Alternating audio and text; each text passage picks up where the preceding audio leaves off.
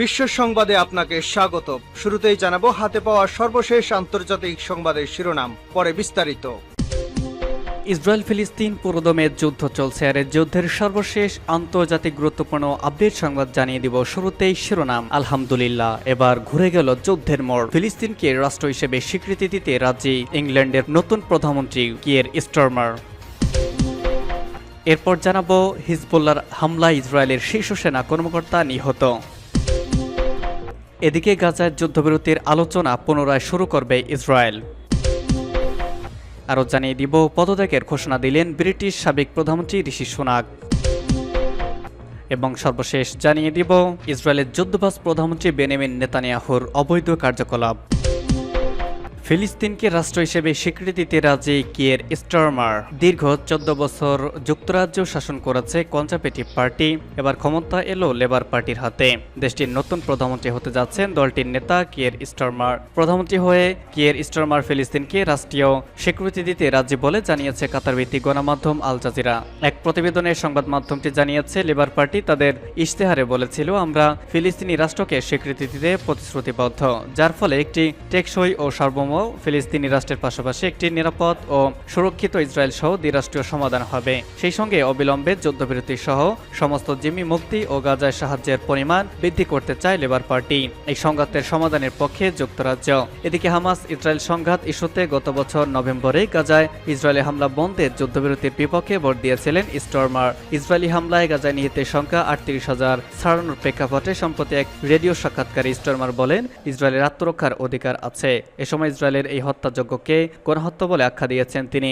Labour party এই নেতারা বলেছেন, ইসরায়েল সহ প্রতিটি দেশকে আন্তর্জাতিক আইনের আদালতে যথাযথভাবে জবাবদিহি করাতে হবে। প্রধানমন্ত্রী হিসেবে ইসরায়েলের কাছে অস্ত্র বিক্রি করা উচিত কিনা বিষয়টি পর্যালোচনা করে দেখার কথা জানিয়েছেন তিনি। বৃষ্টির মতো রকেট নিক্ষেপ, হিজবুল্লাহর হামলার শীর্ষ পর্যায়ের ইহুদিবাদী সেনা কর্মকর্তা নিহত।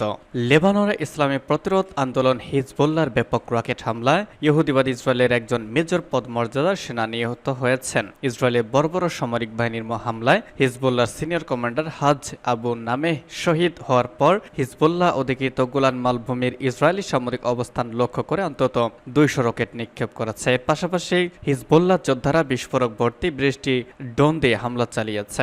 ইসরায়েল গণমাধ্যমকে জানিয়েছে, নিহত সেনার নাম মেজর ইট্রাই গালেয়া। সে ইফতার রিজার্ভ আর্মড ব্রিগেডের ডেপুটি কোম্পানি কমান্ডার হিসেবে দায়িত্ব পালন করছিল।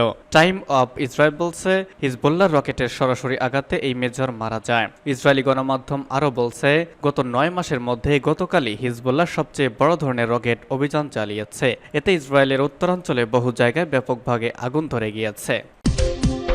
হামাসের প্রস্তাব পরীক্ষা করছে ইসরায়েল। সর্বশেষ অস্ত্রবিরতি পণবন্দি মুক্তির রূপরেখা নিয়ে গাজা ভিত্তিক ফিলিস্তিনি প্রতিরোধ আন্দোলন হামাসের প্রতিক্রিয়া পরীক্ষা করে দেখছে ইসরায়েল। বুধবার রাতে ইসরায়েল এই তথ্য জানিয়েছে। ইসরায়েলি প্রধানমন্ত্রী অফিসের মাধ্যমে গোয়েন্দা সংস্থা মোসাদ থেকে প্রসারিত এক বিবৃতিতে বলা হয়েছে, পণবন্দি মুক্তির রূপরেখা প্রশ্নে হামাসের যে মন্তব্য মধ্যস্থতাকারীরা পেয়েছে তা ইসরায়েলি আলোচকদের কাছে পৌঁছে দিয়েছে। সংক্ষিপ্ত বিবৃতিতে বলা হয়, ইসরায়েল মন্তব্যগুলো পরীক্ষা করে দিয়েছে এবং দেখছে মধ্যস্থতাকারীদের কাছে জবাব দিবে। হামাস পরে নিশ্চিত করে যে তারা তাদের সর্বশেষ দাবিগুলো দাখিল করেছে। তারা এক বিবৃতিতে জানায়, তারা যুদ্ধ বন্ধ করার সমঝোতা করতে অত্যন্ত আগ্রহী এবং আমরা মধ্যস্থতাকারীদের সাথে যোগাযোগ অব্যাহত রাখছি। হামাস জানায়, আমরা যুদ্ধ বন্ধ এবং গাজা উপত্যকা থেকে পূর্ণ প্রত্যাহারের লক্ষ্য নিয়ে কিছু ধারণা মধ্যস্থতাকারীদের দিয়েছি। তারা দাবি করছে তারা তাদের দাবির প্রতি নমনীয় হয়েছে, তবে ইসরায়েল প্রতারণা করা এবং পিছিয়ে যাওয়ার চেষ্টা করছে। পরে কাতার ভিত্তিক হামাসের পলিট ব্যুরোর নেতা ইসমাইল হানিয়া কাতার ও মিশরের মধ্যস্থতাকারীদের সাথে ধারণাগুলো নিয়ে কথা বলেন। এতে বলা হয়, সাম্প্রতিক ঘটনা প্রবাহ নিয়ে তারা তুর্কি কর্মকর্তাদের সাথেও আলোচনা করেছে। হামাস জানায়, চলমান প্রস্তাবগুলোর বিষয়বস্তু নিয়ে হামাস ইতিবাচক রয়েছে। গাজায় যুদ্ধবন্ধ এবং এখনো রয়ে যাওয়া 116 জন বন্দীকে উদ্ধারের জন্য 6 মাসের বেশি সময় ধরে আলোচনা চললেও এখন পর্যন্ত কোনো সাফল্য আসেনি। বর্তমানে সূত্রে যে ধরে শান্তি আলোচনা চলছে তা মার্কিন প্রেসিডেন্ট জো বাইডেন মে মাসের শেষে দেখে উত্থাপন করেছিলেন। এটি ইসরায়েলের প্রস্তাব বলেই জানানো হয়েছিল। হামাস এই প্রস্তাবকে ইতিবাচক বলে অভিযোগ করলেও ইসরায়েল তা গ্রহণ করার কথা আনুষ্ঠানিকভাবে জানায়নি।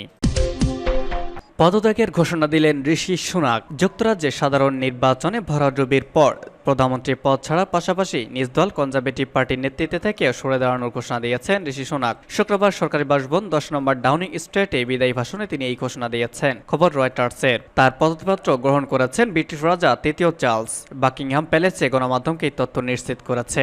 ঋষি সুনাক বলেন, আমি দুঃখিত, এই পর্যায়ের যাবতীয় দায় আমি স্বীকার করছি। আমি আপনাদের ক্ষোভ বুঝতে পারছি। এ সময় দল নতুন নেতা পেয়ে গেলেই তিনি পদ ছেড়ে দিয়েছেন। আনুষ্ঠানিকভাবে যুক্তরাজ্যের প্রধানমন্ত্রী পদ থেকে সরে দাঁড়ালেন তিনি। এক বিবৃতিতে বাকিংহাম প্যালেস জানিয়েছে, সম্মানিত ঋষি সুনাক এমপি সকালে রাজার সাথে দেখা করেছেন এবং প্রধানমন্ত্রী পদ থেকে পদত্যাগপত্র জমা দিয়েছেন। তার পদত্যাগপত্র গ্রহণ করা হয়েছে। বৃহস্পতিবার অনুষ্ঠিত হওয়া যুক্তরাজ্যের সাধারণ নির্বাচনে ভূমিধস বিজয় লাভ করেছে লেবার পার্টি। কেয়ার স্টারমারের নেতৃত্বাধীন দলটি 412 আসনে জয় নিশ্চিত করেছে।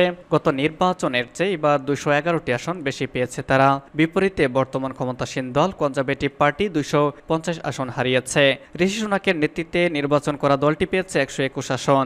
দলের এমন ভরাডুবির পর এরই মধ্যেই কনজারভেটিভ পার্টির প্রধানের পদ থেকে পদত্যাগ করার ঘোষণা দিয়েছেন সুনাক। এমন নজিরবিহীন হারের পর দেশবাসীর কাছে ক্ষমাও চেয়েছেন সুনাক। তিনি বলেছেন, ভোটারদের ক্ষোভ ও হতাশার সাথে পরিবর্তনের ইচ্ছের সুর তিনি শুনতে পেয়েছেন। 10 নম্বর ডাউনিং স্ট্রিটের বাইরের কথা বলার সময় সুনাক নিশ্চিত করেছেন তিনি প্রধানমন্ত্রীর পদ থেকে পদত্যাগ করেছেন। সুনাক বলেছেন, আমি প্রধানমন্ত্রী হিসেবে নিজের সর্বোচ্চটা দেওয়ার চেষ্টা করেছি। তবে আপনারা পরিষ্কার বার্তা দিয়েছেন, যুক্তরাজ্যের সরকারের অবশ্যই পরিবর্তন আসা উচিত, আর আপনারাই কেবল রায় দিতে পারেন। এটা আপনাদের অধিকার। যুক্তরাজ্যে টানা 14 বছর পর ক্ষমতা থেকে সরে গেল কনজারভেটিভ পার্টি। সাধারণ নির্বাচনে লেবার পার্টি নিরঙ্কুশ জয়ের মধ্য দিয়ে পরিবর্তনের সূচনা হয়েছে বলে মন্তব্য করেছেন দলটির নেতা কিয়ার স্টারমার। সেন্ট্রাল লন্ডনে নিজের নির্বাচনী আসনে সমর্থকদের সামনে হাজির হয়ে তিনি বলেছেন, আপনাদের আন্তরিক ধন্যবাদ, আপনারা আমাদের দেশকে বদলে দিয়েছেন।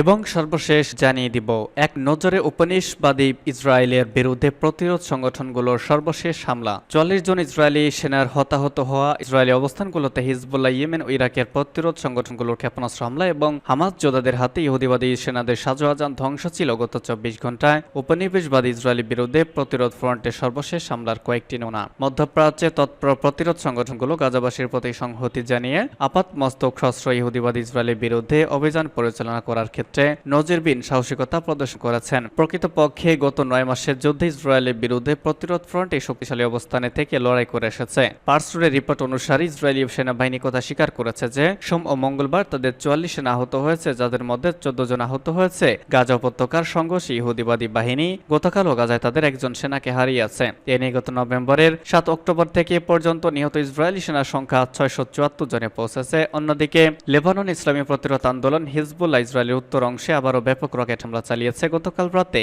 হিজবুল্লাহ ইসরায়েলকে লক্ষ্য করে প্রায় 100 কাতিউসা রকেট ছড়িয়েছে। ওদিকে ইয়েমেনের সশস্ত্র বাহিনী মুখপাত্র ইয়াসারি বলেছেন, তারা ক্রুজ ক্ষেপণাস্ত্র ব্যবহার করে লোহিত সাগর, আরব সাগর, ভারত মহাসাগর ও ভূমধ্য সাগরে অভিযান চালিয়েছেন। তিনি বলেছেন, এসব হামলা ছিল নিখুঁত এবং ক্ষেপণাস্ত্রগুলো সঠিকভাবে লক্ষ্যবস্তুতে আঘাত এনেছে। সারি বলেন, গাজা ইসরায়েলি অপরাধযোগ্য গণহত্যা বন্ধ না হওয়া পর্যন্ত সাগরে ইয়েমেনের অভিযান চলতে থাকবে। ফিলিস্তিন ইসলামী প্রতিরোধ আন্দোলন হামাসের সামরিক বাহিনী গত 24 ঘন্টায় বেশ কয়েকটি সফল অভিযান পরিচালনা করেছে। এর মধ্যে উল্লেখযোগ্য অভিযানটি তারা চালিয়েছে একটি মেরকাভা ট্যাঙ্ক লক্ষ্য করে ইয়াসিন আমার 105 105 নামক শেল নিক্ষেপ করে উত্তর গাজার গাজা সিটির নিকটবর্তী সোজা আবাসিক এলাকায় অভিযানটি চালানো হয়েছে। ওদিকে দক্ষিণ লেবানন থেকে ইসরায়েলের উত্তরাঞ্চলে হিজবুল্লাহর ক্ষেপণাস্ত্র হামলা অব্যাহত রয়েছে। হিজবুল্লাহ হামলার উত্তর ইসরায়েল 130টি ইহুদি উপশহর খালি করে এর অধিবাসীদের নিরাপদ স্থানে সরিয়ে নেওয়া হয়েছে।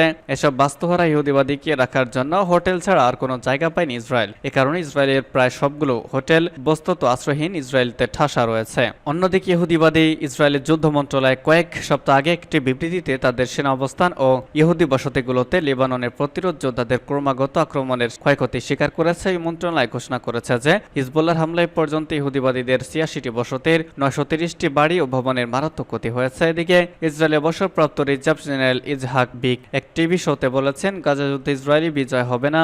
নেতানিয়াহু সরকার ইসরায়েলি জনগণের সঙ্গে প্রতারণা করেছে ও তাদেরকে মিথ্যা বলেছে। তিনি বলেন, গাজায় হামাস যোদ্ধাদের হত্যা করার যে দাবি ইসরায়েল করেছে তা সত্য নয়। হামাস যোদ্ধাদের ইসরায়েলি সেনারা খুঁজে পায় না, তারা টানেলের মধ্যে থাকে এবং আন্ডারগ্রাউন্ড থেকে বের হয়ে অভিযান চালিয়ে আবার মাটির নিচে চলে যায়। এই ইসরায়েলি জেনারেল বলেন, গাজা মিশর সীমান্তে ভূগর্ভের 50 মিটার নিচে টানেল তৈরি করেছে হামাস। ওইসব টানেল দিয়ে মিশরের সিনাই উপত্যকা থেকে অস্ত্র আমদানি করে ফিলিস্তিনি যোদ্ধারা।